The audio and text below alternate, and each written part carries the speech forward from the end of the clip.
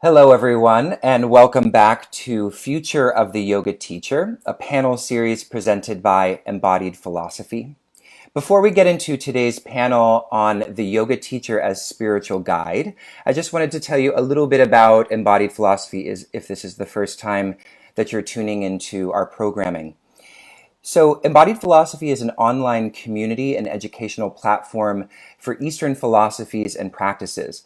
We publish a range of content. We have our podcast Chitheads, in which I interview leaders, scholars, and teachers from the Eastern philosophy community.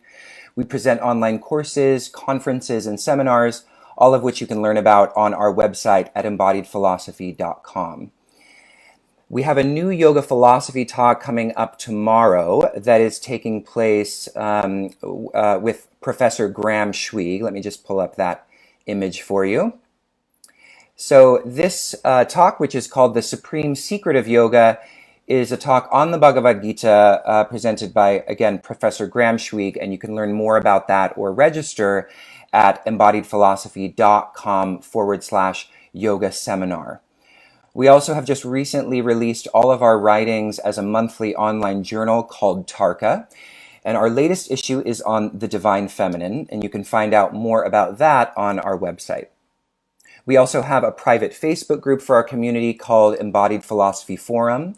We have a weekly e-zine that has also been re-envisioned lately and has launched, which is called Voices and features writings from members of our community reflecting on their experiences in life on the path of wisdom.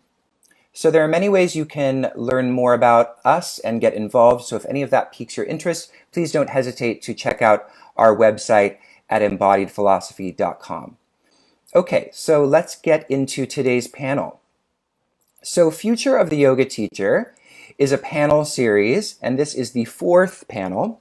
If you missed the first three, you can go back and watch those. All three of them are available on our website and also on our Facebook page. Our mission with these conversations is to highlight different ways that yoga teachers are taking their teaching practice beyond the fitness studio model and into domains of expertise and specialization that are changing lives both individually and collectively. Our hope is that these conversations will inspire existing and future yoga teachers to think outside the 200-hour teacher training box and take action to use their teaching as a tool of transformation on a variety of levels. So please, those of you who are with us here live, first, I'd like to ask that you please like and share this conversation so that more people can get access to these insights, the insights of our speakers today. And I also encourage all of you to ask any questions you have in the comments, and then towards the end of our conversation, which will be in about 45 minutes or so, I'll moderate those questions for Hari-kirtana and Pranada, who are our guests today. So let me introduce them. Let me pull up their beautiful headshots here. So again, this week we are looking at the yoga teacher as spiritual guide. And with me here live to talk about this is Pranada Comtois and Hari-kirtana Das. Pranada is a devoted pilgrim, teacher, and award-winning author of Wise Love, Bhakti and the Search for the Soul of Consciousness. Her writing sheds light on Bhakti's wisdom, school of heartfulness, with a focus on how to culture wise love in our lives and relationships so we can experience the inherent unbounded joy of the self.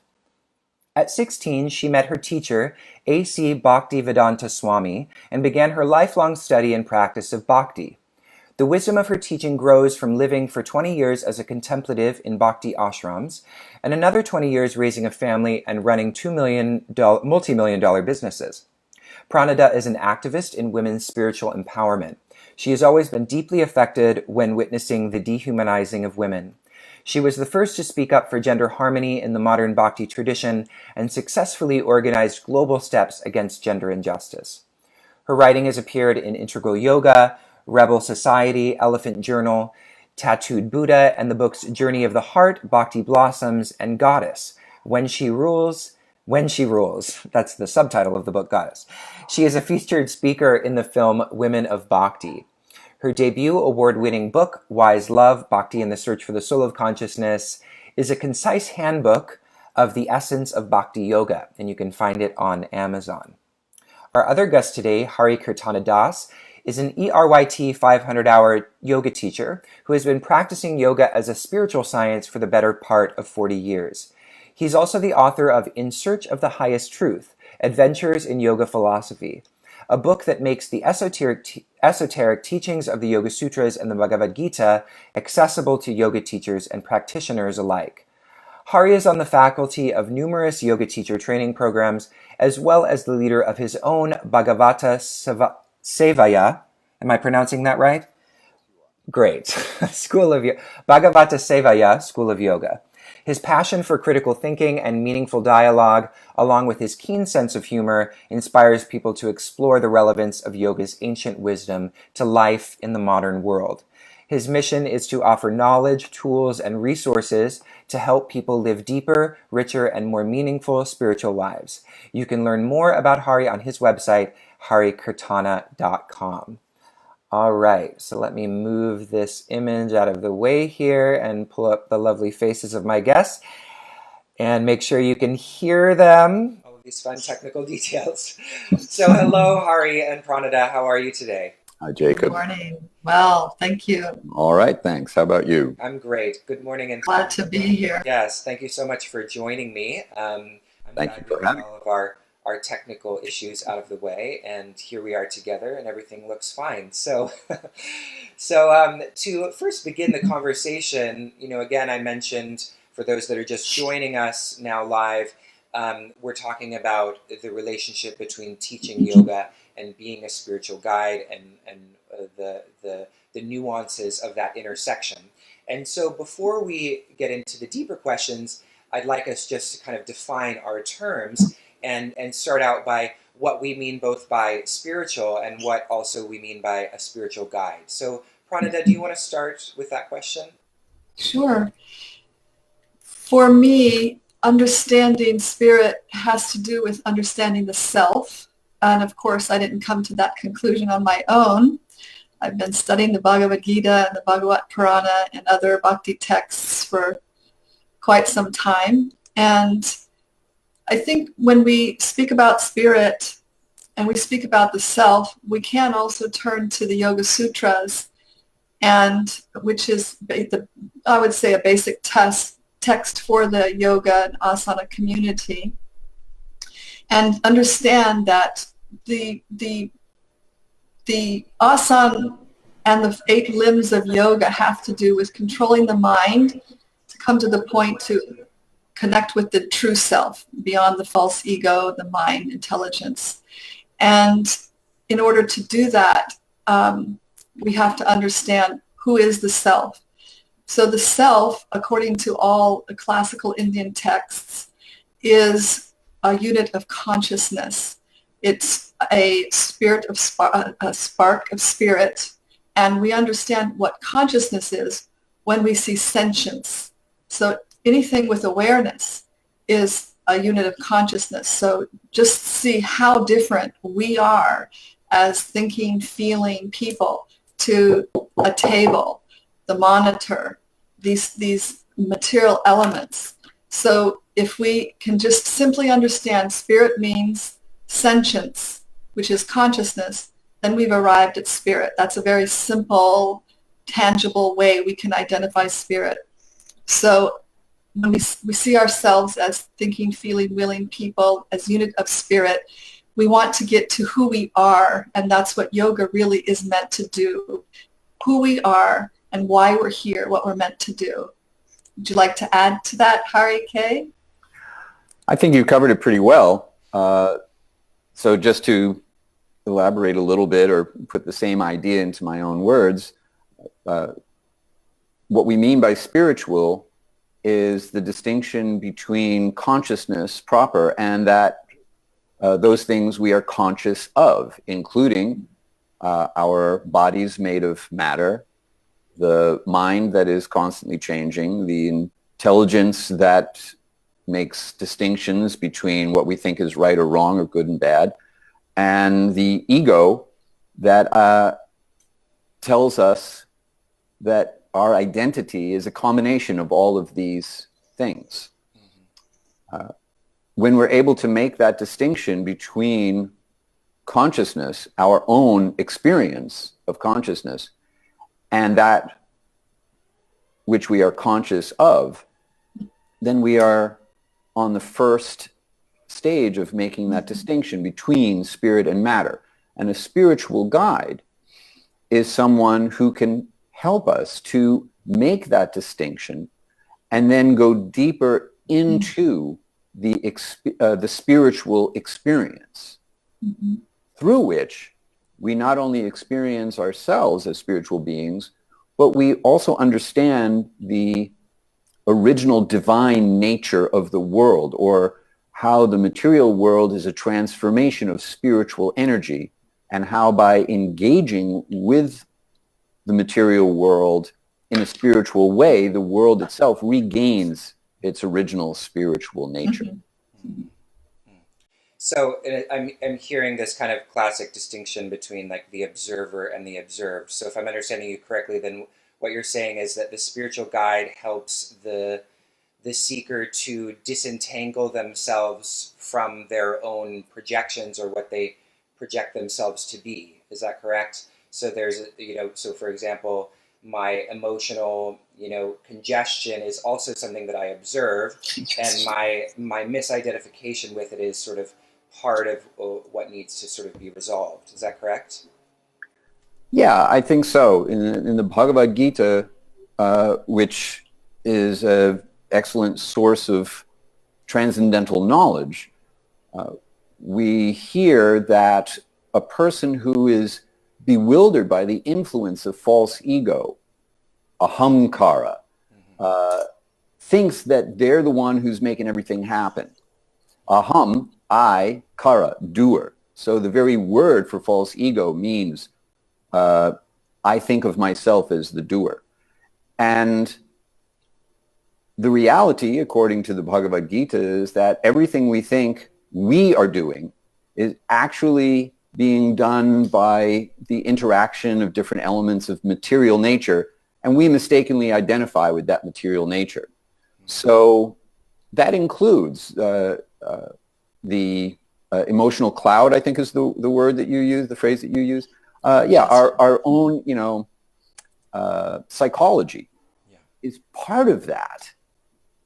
And it is a very challenging thing to gain authentic distance from one's own psychology. And therefore, a spiritual guide, I think, is required in order to help us be able to make these kinds of distinctions.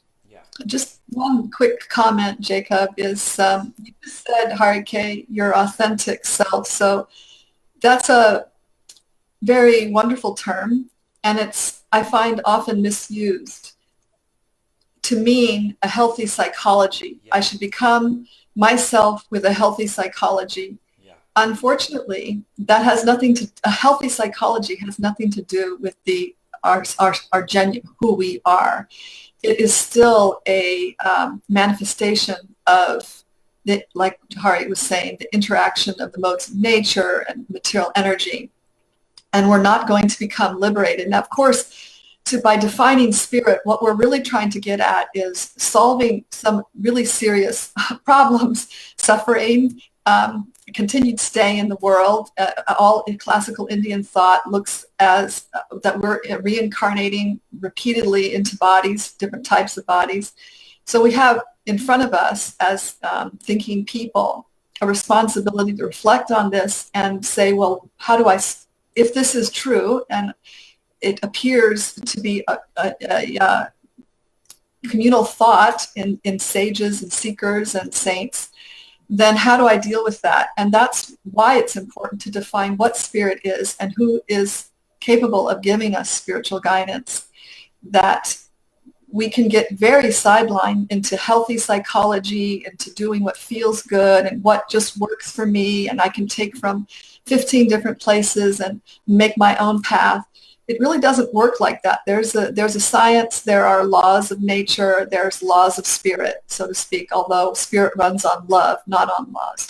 But so I think that's just to understand some of that subtle distinctions and why it's important we're even trying to define what spirit is. I'm really glad that you pointed that out, and I really like that way of putting it, that it doesn't have to do, that finding out who you are doesn't have to do with a healthy psychology, even though healthy psychology might be a good thing. Important. It's important. We're not, advocating you go out and, become totally unhealthy in a psychological way, but this, this path of kind of becoming more de-stressed is a different trajectory than the trajectory of aligning with the true self. So, and in one sense, that's where the asana community has gained its momentum in the ability to de-stress and make the body physically fit. And what you're doing is bringing out this other dimension, which is from its culture itself, which is it has a lot more to offer and a lot more to accomplish than just those two things. Exactly. So let's not sell ourselves short.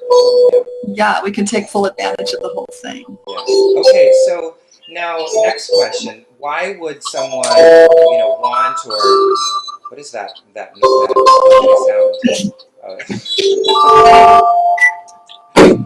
Okay. Sorry. Oh, that's okay. I was just like, I wasn't sure. So why would someone want or need a spiritual guide? Why don't you start with that question, Hari K?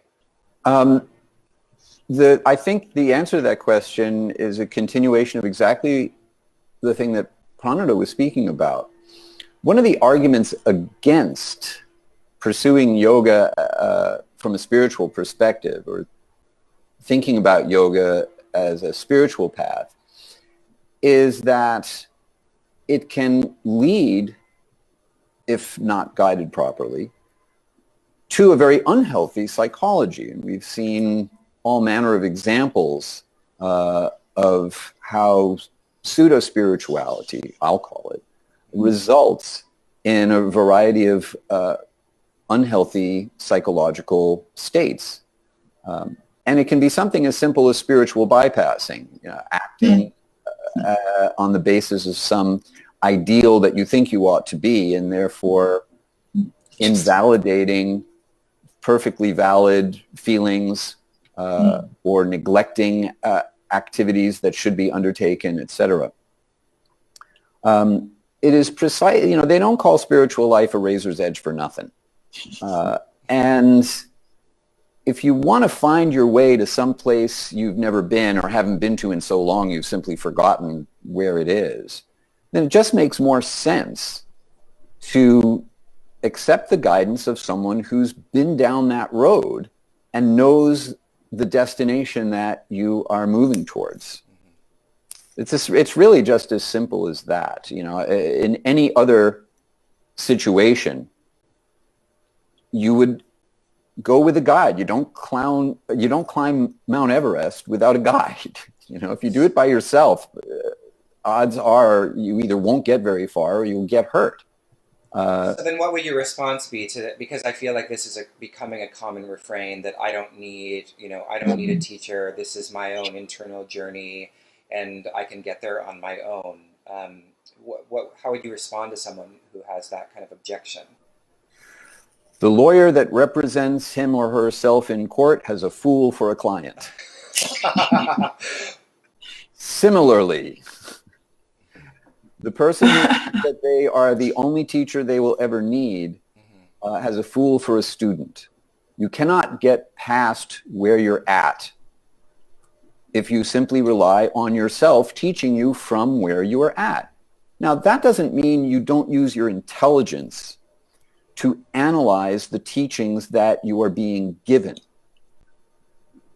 You have to participate in the process in a constructive way, and that means you apply your intelligence to trying to understand how something that you're being taught is true, if the teacher is actually qualified. All of these things have to be part of your own participation in the process. But if you think, I don't need a teacher, you will never get past where you are. I'd like to underscore something you said, Jacob, or you said it's a very internal journey. And it is completely an internal journey on one level that cannot be navigated except we are the ones that have to navigate it. But there's a lot of signposts, guideposts on that internal journey. There's a lot of pitfalls on that internal journey. And anyone who has been practicing a path seriously, not just lightly, but very seriously, knows that it is as challenging as any undertaking we could take, becoming a brain surgeon, becoming an extraordinary engineer. Any of these activities that we take up, we're going to be learning from those who are doing it, have done it, have experience, and we learn from experience. One of the teachers that I hold in esteem has said that we're students for life. And what he meant was we're students eternally. That's a very beautiful esoteric subject in the Bhakti tradition that explains how not only are we navigating this world, which is very vicious, place to try to navigate and can bring a lot of suffering. Of course, it's, from another perspective, it's beautiful. I think of the creation as a love affair myself. But it's not an easy place to navigate. And to do that, to take up something like Hari K said, how are we going to get from where we are to something outside of the universe, beyond the cosmos, with just the capacity of our mind? The mind itself is limited. It can only go so far in understanding things. So if we're trying to use that on the spiritual path, how far are we going to get? But back to the point that it's a very internal journey, yes, and there's no one else who can do it except ourselves. But to be shown, danger here, go faster here, slow up, look, where are you, who are you, what is honestly your capacity?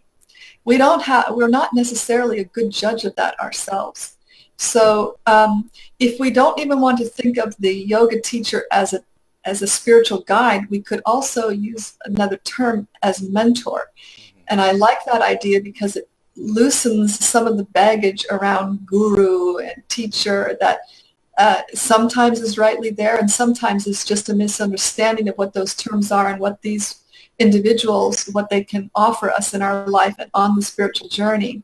But we can relate to mentoring. Like when I began writing, I didn't know how to write. I mean, I've written my whole life, obviously, but I knew that I had to learn. So I went to a local writing group and I sought out a mentor. And she mentored me from, where to put the commas and when to use the en dash and don't use too many exclamation marks. It's, not appropriate and things. And then, of course, use of language and the more subtleties that you can get with alliteration. So many things about the beautiful art of writing I learned from others. I had it here and I heard it through reading, but I also learned. And if we cut ourselves off from that opportunity of learning from others and what they have to give, we're just losing out on so much that can be given. Yeah. Yeah, I want to sort of go back to something that you touched on because it's sort of where we're, headed, and it's sort of the root, perhaps, behind why someone would, feel compelled to, deny the efficacy of, an external guide of some sort, which is, of course, our recent and ongoing, or not even so recent, I guess it's probably been going on for quite some time, but it continues to go on and probably will, the many teachers, gurus that have fallen from grace. Obviously, we know it's most recently with the Shambhala community. So there's so many reasons why, so many historical examples that would justify someone being like, not going into these kinds of spiritual communities where, a certain kind of hierarchical structure between teacher and student is preserved and maintained and is usually justified in some way by the philosophy or the spiritual dogma of the community. And I very consciously decided not to call this, the yoga teacher as guru, just because it would just open too many cans of worms. But I feel like we have to talk about the elephant in the room, I then thought of saying acharya, but of course most people don't know what that word means. So here we are talking about spiritual guide. So what's the evolution of our attitude about the teacher, or what has how can we reflect on this kind of like new role of the mentor / spiritual guide given this this troubled history? Well, Hari, you want to start with that? sure. Let's start with the word acharya. Acharya means teacher by example. And that means if you're a spiritual aspirant and you feel that you need or want guidance, then what you're looking for is someone who embodies the teachings and exemplifies precisely the kind of state of being you aspire to.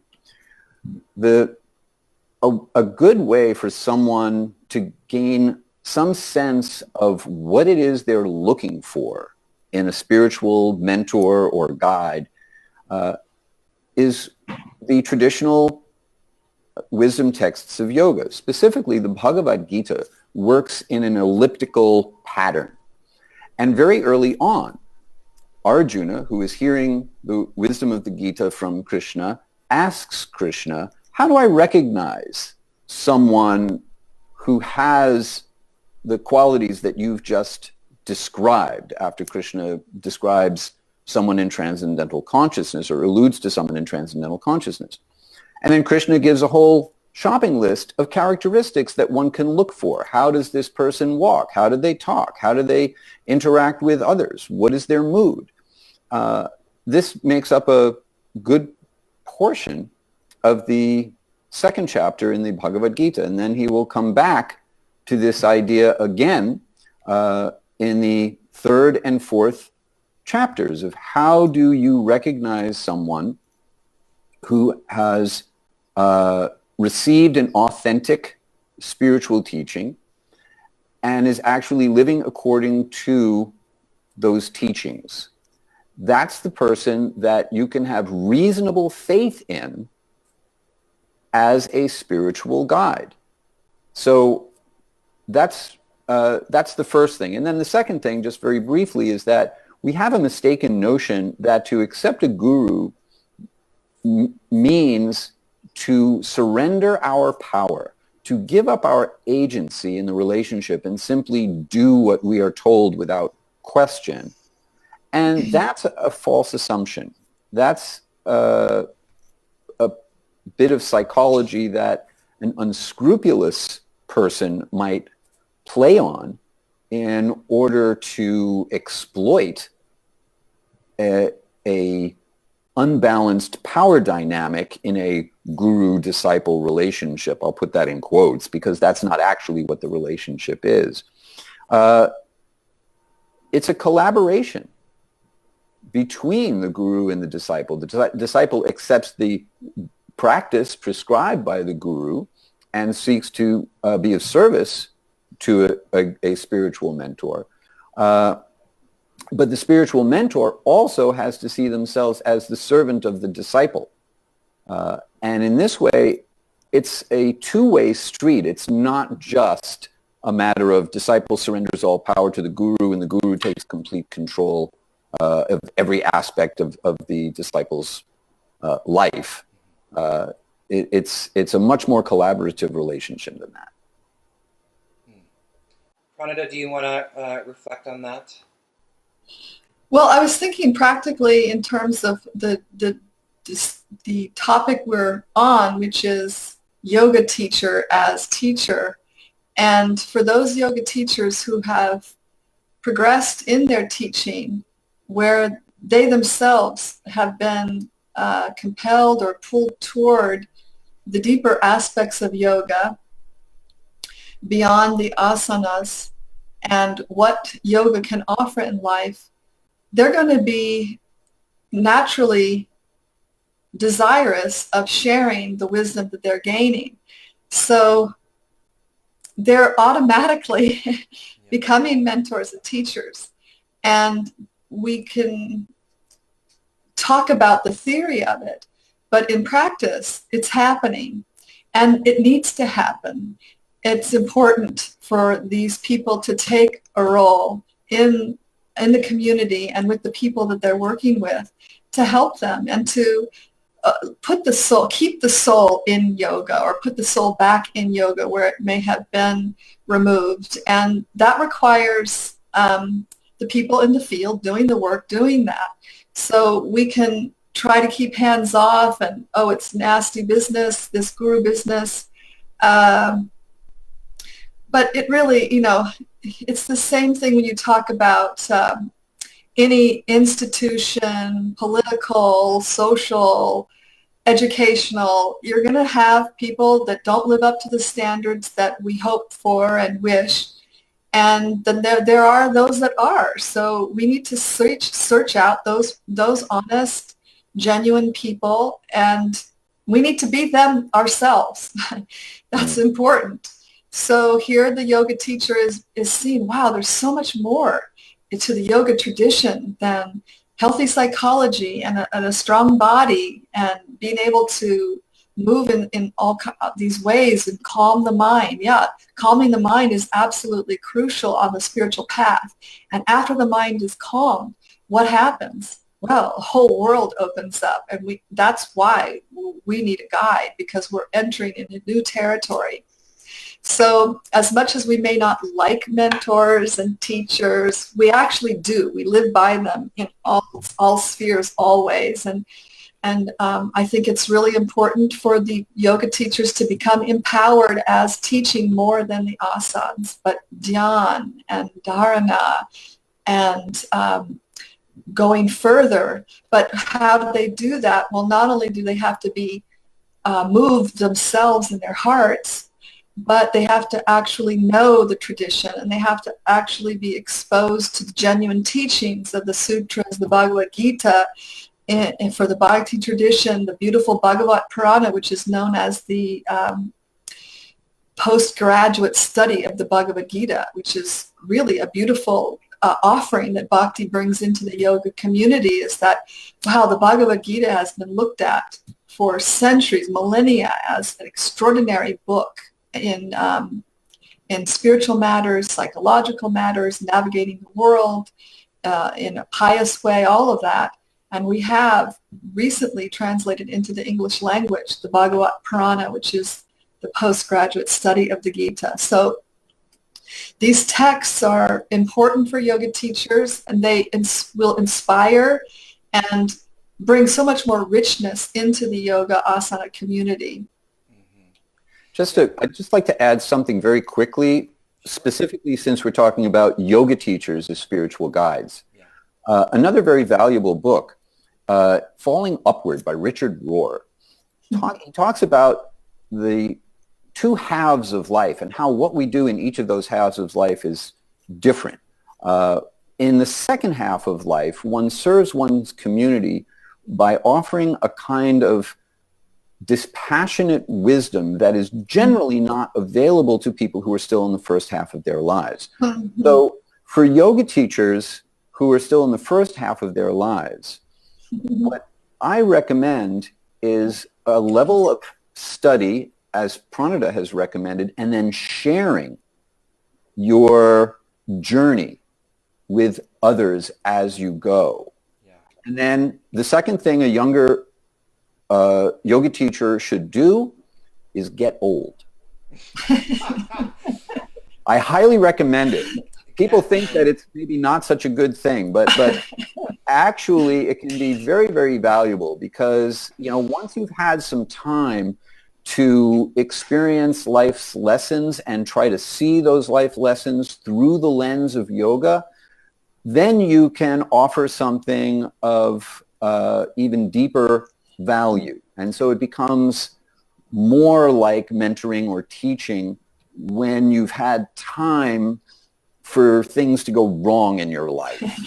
And you've also learned that you actually do need teachers, and that's why you can teach. Yeah, that's also helpful. I think what you're saying is really important, so I want to kind of tease out a couple things, because what you were saying, Pranada, about when you are encountering these teachings, it begins to make sense to share them as a kind of an experience of overflowing with this wisdom that's been transformative.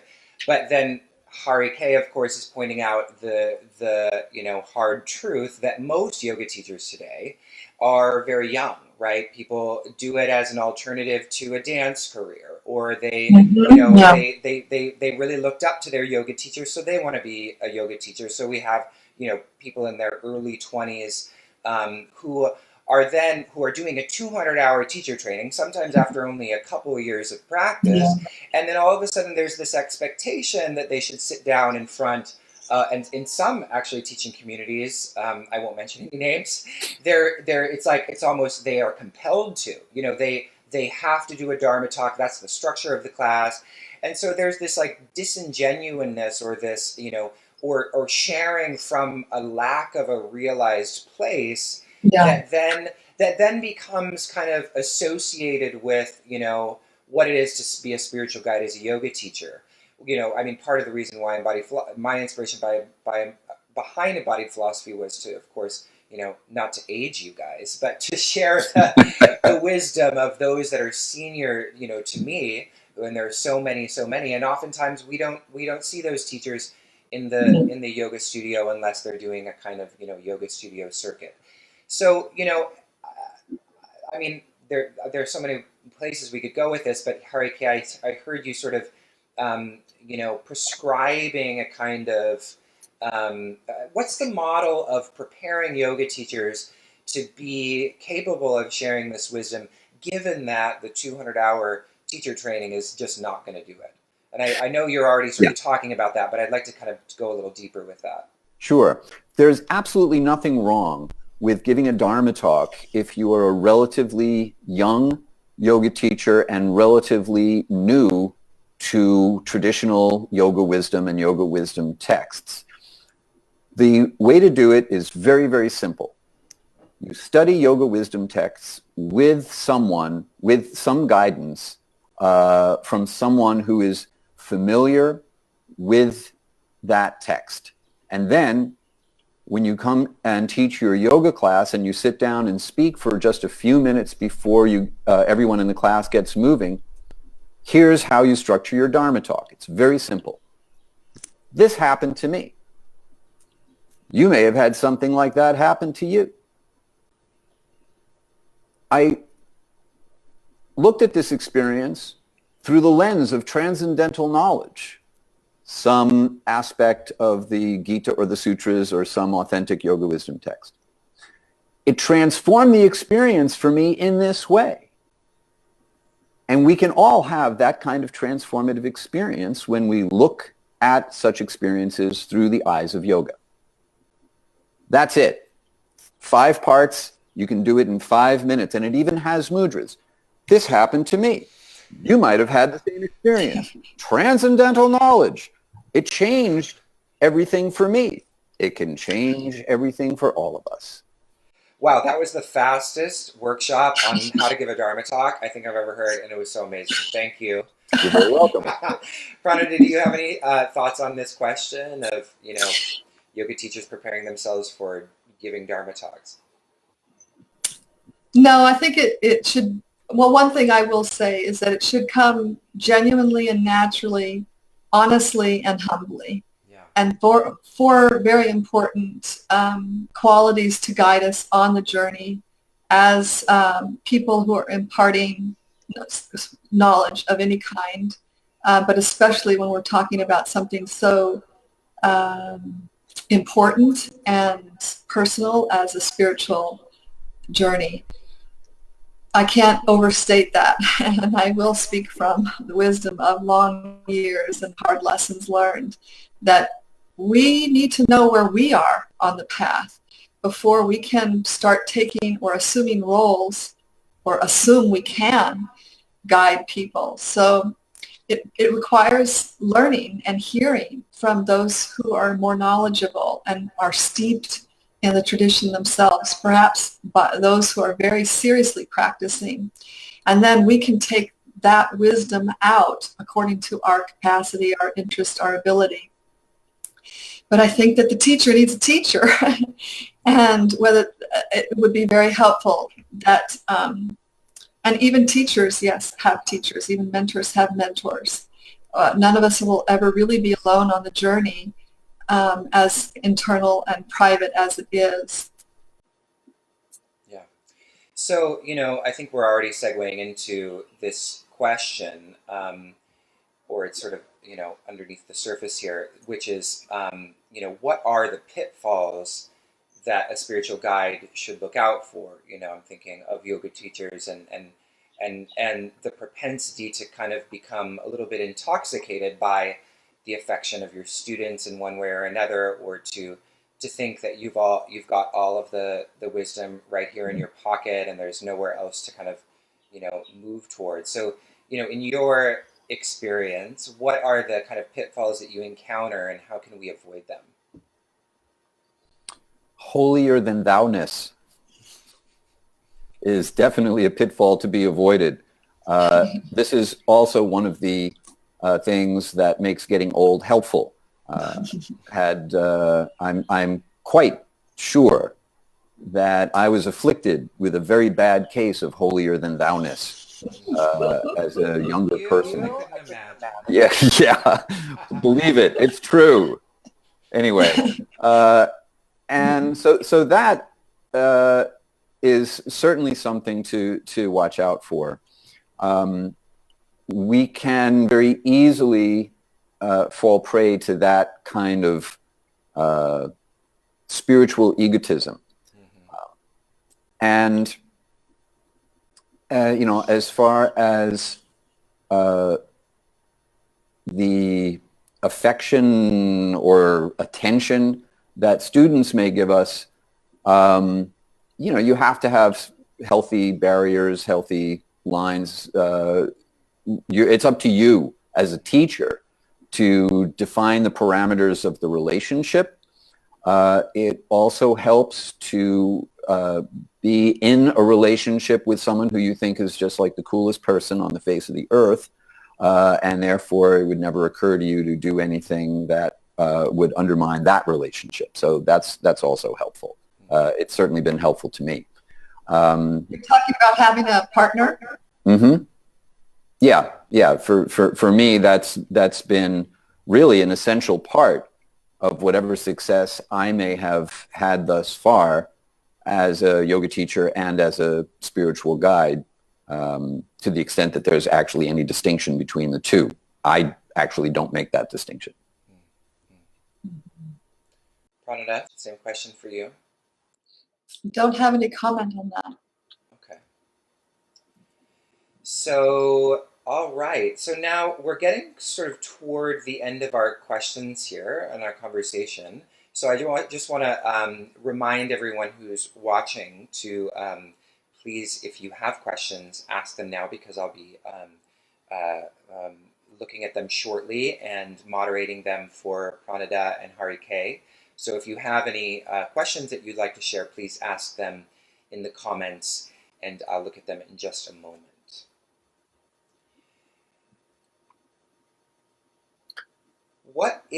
How can a spiritual guide be a good role model? I think we were sort of talking about this already, but more pointedly, how can a spiritual guide be a good role model? And what kind of behavior does a spiritual guide model, and why? So we've already discussed it doesn't include self-righteousness or holier-than-thou Ness. So what might it include? Pranada, would you like to start with this question? Well, it will include coming from a vision that we are spiritual beings, and the persons that you are interacting with are spiritual beings. That's a very simplistic statement. When you're really acting and seeing that and fostering that vision in your relationships, the propensity to take advantage of other people, to seek your own happy, what you can get in the relationship, whether it be something emotional, psychological, or financial, those things start naturally dissipating and going away on their own, which makes the potential for pure relationships. also it enables you to come from the place, a genuine place of spirit. So one of the things that we did in the ashram, for instance, which is very simple, we would say, this is very simple, my hand, or instead of saying my hand, and say the hand. Now that can sound a little strange, but it actually helps start rewiring the thinking in the mind, our relationship with our body, and see it is a vehicle. It's a tool. It has nothing to do with me. The identity that it forms, the activities that it does, it's going to drop away at a certain time. I'm going to be out of it, and it has nothing to do with me. The more that I act on the platform of thinking that I'm this physical thing made of matter, the more I'm entangled in the karmic implications of being in this world, the more I can pull back in very practical daily ways. And when I look at somebody, I see there's a spiritual spark in the area of the heart, the chest. That's where the individual sits. So when I'm looking at somebody, I'm actually consciously focusing, there's that spiritual person right there. These material eyes, I'm only seeing the body and material things and material qualities, and their behavior is like this and behavior. This has nothing to do with the soul. I need to focus on what I can offer this person spiritually.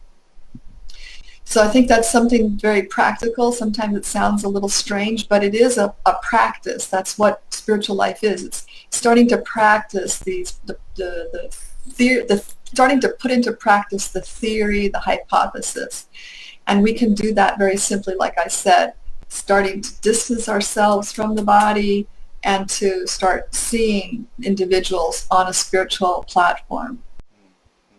Beautiful answer. Hari K, same question. Yeah. I think a spiritual guide's behavior should a spiritual guide should model behavior based on 6 spiritual values. Austerity, meaning the willingness to get outside one's comfort zone for the sake of spiritual growth and not being particularly materialistic. Purity of thought, word, and deed. Mercy, being kind and generous to all living beings. Truthfulness, which is not just a matter of not telling a lie or telling the truth, but acting on the basis of the higher truths of yoga. Self-inquiry, guided self-inquiry, as we've repeated a couple of times, being the student of a teacher oneself and constantly remaining in the position of a student, even as one is teaching. And then finally, devotion to the Supreme Being, or a understanding of a Supreme Being, that which is greater than one's self, the greatest being that one can conceive of. So if you have those 6 things, austerity, purity, mercy, truthfulness, guided self-inquiry, and devotion, and you see somebody acting on the basis of those values, whose moral decision-making is based on ethics derived from those values, then you've got someone who's walking the talk. That's the person that you're looking for. And the reason that a teacher should embody those qualities is because that is going to give them an authentic experience of yoga. Realization is applied knowledge. So someone who is actually acting according to the teachings of yoga has some realization of those teachings and therefore can impart that knowledge to you from the standpoint of authentic realization. That's the kind of teacher that I think someone should be looking for. Wow, that's excellent. Thank you for a list. I love lists, and so does Patanjali. I know, right? I need a handout, though. I wish we had a handout for this. Okay. Well, here you go. Just in the interest of shameless self-promotion, I have resources for yoga teachers on my website, and I'm not just pulling these lists out of my back pocket spontaneously. Many of these lists already exist there, so if yoga teachers are interested. Huh? You didn't just make it up, Hari-K? I thought... Not just right on the spot, no. Wow. I know, it's hard to believe. It's really hard to believe. Okay, one second, I want to turn off this air conditioner. Okay.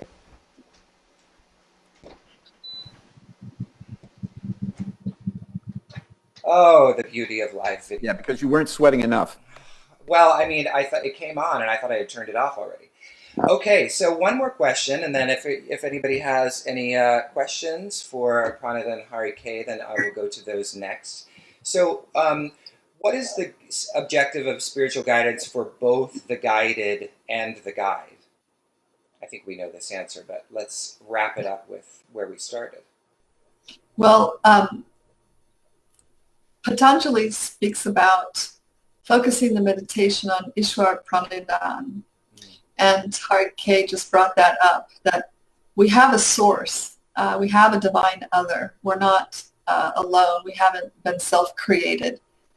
And to begin with search for the self opens up the world of where the self comes from and the relationship the self has with our divine other. So that is the ultimate destination on the yoga path, is understanding the self, understanding therefore the source of the self and what the relationship is between that infinite source and ourselves. That's a good answer. Yeah, mic drop.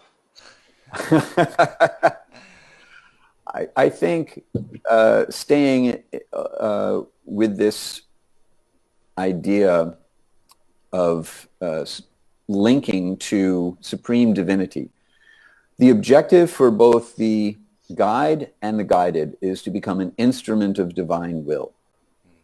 If the relationship between a spiritual mentor and the spiritual mentee is working, then they find that the relationship resolves with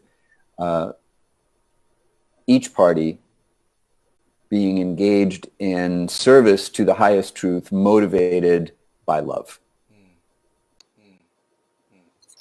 Wow, that's a really beautiful note to end on. Well, thank you both. This has been such a beautiful conversation. So I'm just going to turn now to our questions. But before I do that, I just want to mention one more time, since Pranada and Hari-K have talked about it so many times, the Bhagavad Gita. We have a lecture with Professor Graham Schweig happening tomorrow at August 23rd at 7 p.m. It's a part of the Yoga Advanced Studies seminar, and you can find out more about that by going to embodiedphilosophy.com/yoga seminar.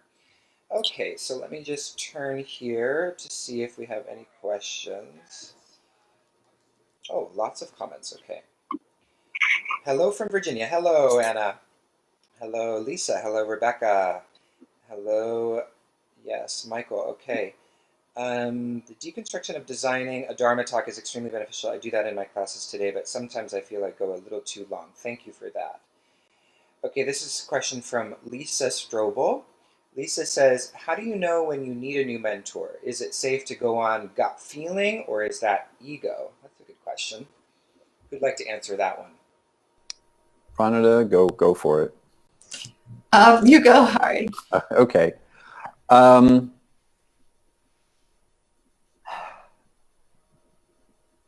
I think that a person should trust one's instincts. I know that whenever I have heard the voice inside my heart or my head and ignored it, I've been sorry later. Right. It's good to get a second opinion. It's always good to get a second opinion. So to the extent that you can seek out a completely objective party who is somehow or other qualified to give you some good advice, they can just give you a wall to bounce your thoughts off of just to see what comes back. I think that's also good. So a combination of those two things. Also, if someone's already telling you, hey, this person is not good for you, then check their motivation and see. If two people tell you, hey, this person is not good for you, check their motivation and then take into account that two people have just told you.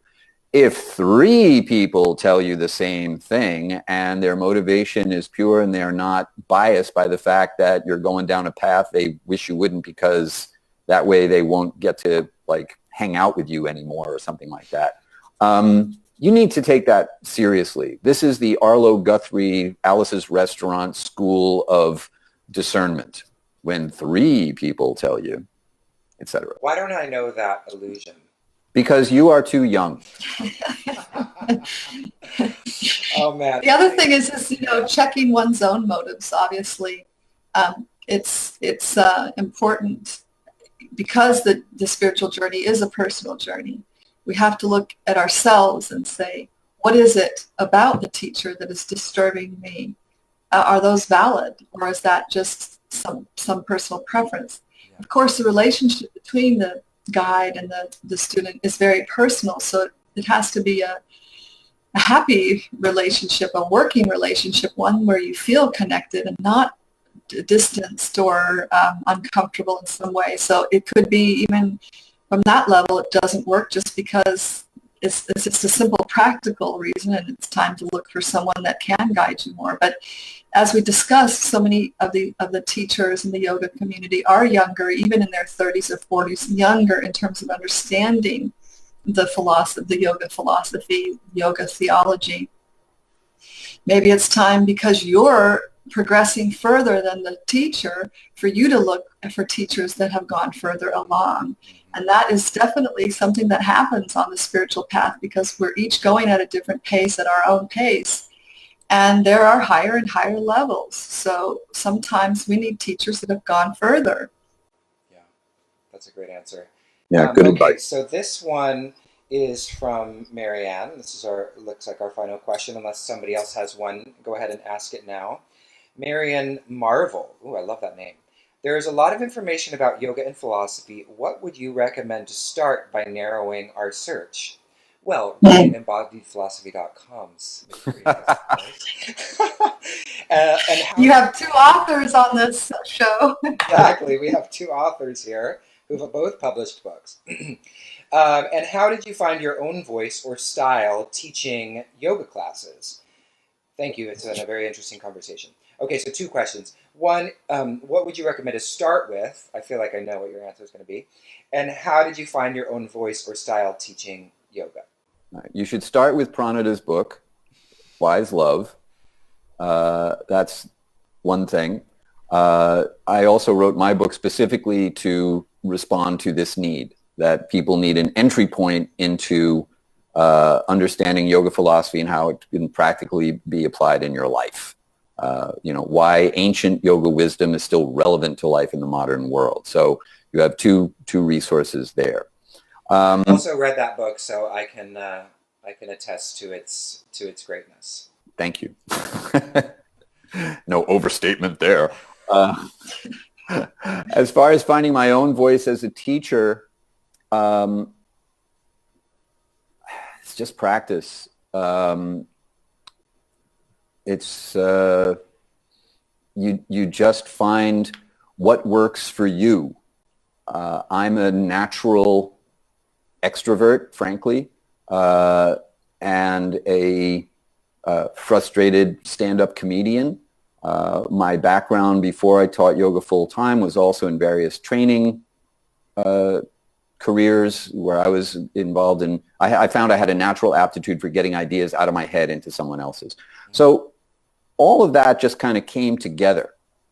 But it came together with practice and also taking other people's classes, because it's important as a yoga teacher to remember that good artists borrow. Yeah. Great artists steal. Go to other people's classes, and then every time you hear something that you think, oh, I could use that, steal it, and then figure out how to work it into your class in your own way. Yeah. Good answer. All right. What about you, Pranada? I would just say that this is a more sophisticated version, but I really like Edwin Bryant's Yoga Sutras. I think that is the most comprehensive look at the Yoga Sutras I've ever seen. It's not a small book. It's not a small book, but it is absolutely the best education you're going to get in the Yoga Sutras. Yeah. And if you take that in and study it, you're really on very solid footing. Yeah. Even and a couple of alone, I think, will situate you with regards to the whole thing. In just so Edwin Bryant, his last name is Bryant, Edwin, Yoga Sutras. And I think that having a Gita to refer to is also important. You're going to have Graham Schwag on tomorrow. He has translated a Gita in a poetic version, very beautiful. There's a couple of other Gitas that we could recommend. Maybe we could put that up in the notes. I don't know how you're going to publish this, but I'd be happy to share a couple of Gitas people could look at that I highly recommend. Yeah, we can put that in the comments, and then also in the notes on the webpage where this video will live ultimately. Is it Schwag or Schweig? Hari, that's a hard one. I don't want to do it wrong. I think it's actually Graham Schwag. Schwag. Oh, gosh, I think so. I should figure that out before it's talk. Probably. Anyway, so all right. Well, that has been a great answer, and we have no more questions. So we'll leave it there for today. Thank you so much, Hari K and Pranada, for sharing your insights and your wisdom with all of us. It's been a real pleasure. Well, thank you very much for having us. This was a lot of fun. Take care.